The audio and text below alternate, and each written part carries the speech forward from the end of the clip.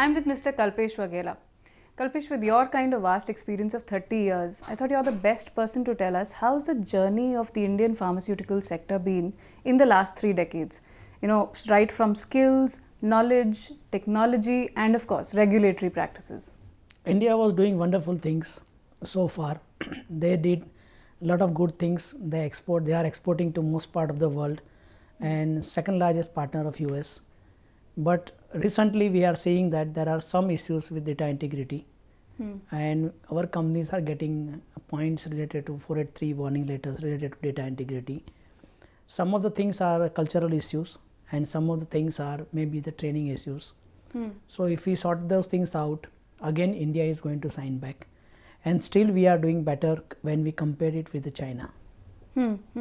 But in the last 30 years, do you see a change, or have we, remained the same and had the same problems over the last 3 decades? No. We are doing a lot of progressive work, but initially the focus was purely quality sitting in the conference room and quality in the quality lab, QC lab. But now they don't want that thing. They want quality by design. So all process should be configured, manufactured in such a way that it gives the quality products. If machine is going to work, it is going to give you perfect product. You can have a quality check in the laboratory, but the product coming out of the machine, that itself is also a certified quality product. So we are focusing on the CQA, that is critical quality attributes, and CPP, that is critical process parameter. If we control these two things and if we manage the process properly, we will always get a good product and very less issue with the quality. Since you mentioned other economies and you've worked with economies across US, Japan, Middle East, Africa, are there some key cultural differences or key differences in the way in which the other economies manage regulatory practices versus Indian pharmaceutical companies? Technically we all are same, ideally speaking, but one thing we have seen it that the countries like European, US countries, they are more transparent.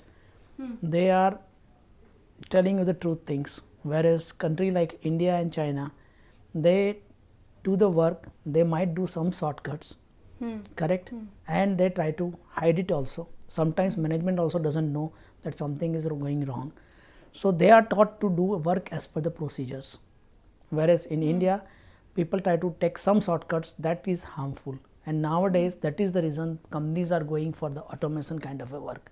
So all set parameter, all set processes are set, and then any change in the process is being recorded in the systems, and the investigator or a higher level up is going to check why there was a deviation and control it. So we will soon be going to be a very compliant country. Excellent. In terms of validation, computer system validations, we've seen different consultants across economies have a different step-by-step approach to going about compliance and going about validation systems. Knowing the Indian context, what are the key objectives that Indian companies should keep in mind before following any one procedure? Ideally speaking, all road leads to a same destination. The approach can be different because all guidelines doesn't tell you what approach to take, but they want to ensure that the ultimate destination or the final result you get it from any process or any procedure is same.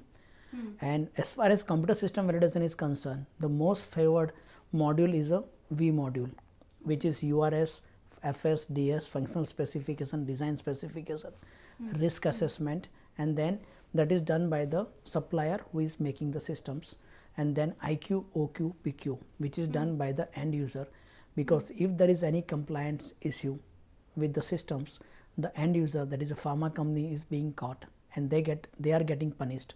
So they also verify it by independent having SME or a validation consultant to ensure that everything is okay. So so far consultants have a same modules, but the approach on the risk, because risk assessment is an area where you identify risk at certain levels, whereas other places, if those faults are never found, they do not think that this thing can also happen. So that risk assessment part is going to differ as per the company, country, culture, and other things. But ideally this is also getting globalized now, and they are focusing on a software development life cycle. So start from planning, design phase, project phase, production and retirement, they focus. And for the data also they focus from creation of the data, automatic or manual, then saving, processing, transmitting, because now everything systems are connected to a network, so data is being transmitted, and then backup, restoration, archival, retrieval, data retention, then data retire or migration, because data is the longest lasting thing. System can go but data is going to stay. So slowly and steadily we are all moving in the same direction. In the last 2 years, in fact, we've seen the number of 483s that the Indian pharma companies have received have really gone up significantly, and that of course has a severe impact on the stock performance of the companies. Is this just a phase, or is there genuinely a problem, or is US government just being, US FDA just being harsh on the Indian pharmaceutical companies? I cannot say that, because US FDA is very transparent, ideally speaking. Whenever they audit the company, they find out the reports. They gave that reports to the company also, and within few days they put it on the website also for everyone to look at it. Company also has got a chance to reply back. Even if there is a point, if they close the point during the audit, that point is taken out. So as far as auditors are concerned, I think they are transparent, but they find out that certain issues are existing in this part of the world, Asian area, basically China, India. So they become more focused on data integrity. In fact, they focus more on in US also. China is leading by about 35% data integrity related regulatory actions. India has got about 27% roughly, and US is also there with 17%. So it is not that it is happening here, but they are more transparent. So there are certain things they inform the auditor in advance, so that the point will be for improvement. They are accepting it and they are trying for improvement. So the impact of the point is reduced. Whereas in this part of the world, they do not accept, they try to hide, and then when they get caught, it becomes a major point. It is not an improvement point nowadays. So that is the basic issue. But Indian companies are focusing a lot on the computer systems, automation systems. They are setting their procedures right. They are hiring SMEs, subject matter experts, and consultants. So they are right on the track. There is always a benefit in a bad condition. So it's a blessing in disguise, technically speaking. So if we start doing the work right, within 3 years, India can be on the top. So knowing this current scenario, and this is a question really more for our investors, how do you see the future of the Indian pharmaceutical sector, and what would you like to say to the investors investing in the sector? I see a very good future for Indian pharma sectors. There are a few reasons. First of all, audit points, we are getting it cleared and we are working on it.